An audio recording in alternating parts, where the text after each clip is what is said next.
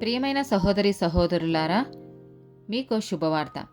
2025 సంవత్సరంలో మొత్తం 365 అంశాలను మీతో పంచుకోబోతున్నాము. జనవరి 1వ తేదీ నుండి ప్రతిరోజు ఒక అంశము మరియు దానికి సంబంధించిన వాక్యమును పంచుకుంటాము. దయచేసి ఆ వాక్యములను వినండి, ధ్యానించండి మరియు ఆశీర్వదించబడండి.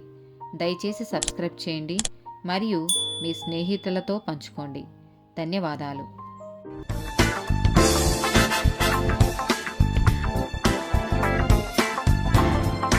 134th డే టాపిక్ మనుషుల భయం.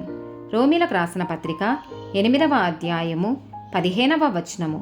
ఏలయనగా మరలా భయపడుటకు మీరు దాస్యపు ఆత్మను పొందలేదు గాని దత్తపుత్ర ఆత్మను పొందితిరి.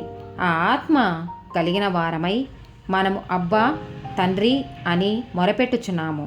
2వ తిమోతికి రాసిన పత్రిక 1వ అధ్యాయము 7వ వచనము.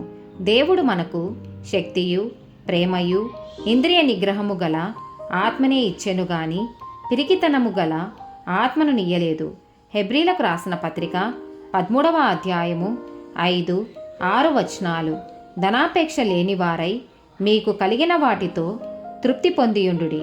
నిన్ను ఏమాత్రమును విడువను, నిన్ను ఎన్నడును ఎడబాయను అని ఆయనే చెప్పెను గదా.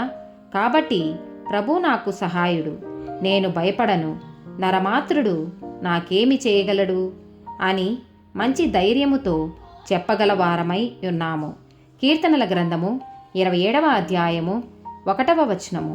యెహోవా నాకు వెలుగును రక్షణయునైయున్నాడు, నేను ఎవరికి భయపడుదును?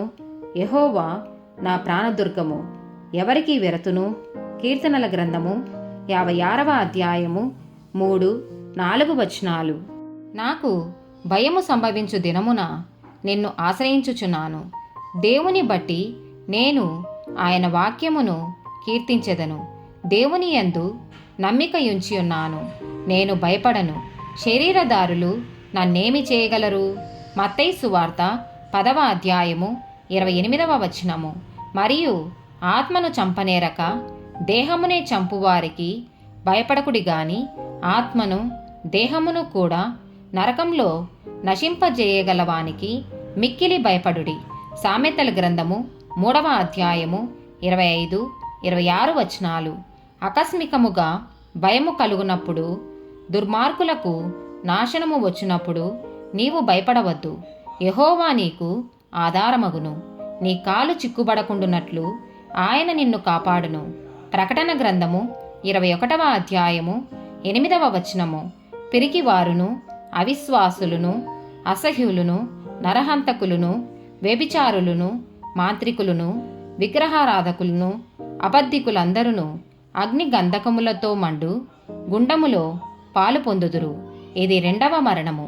ఆమెన్.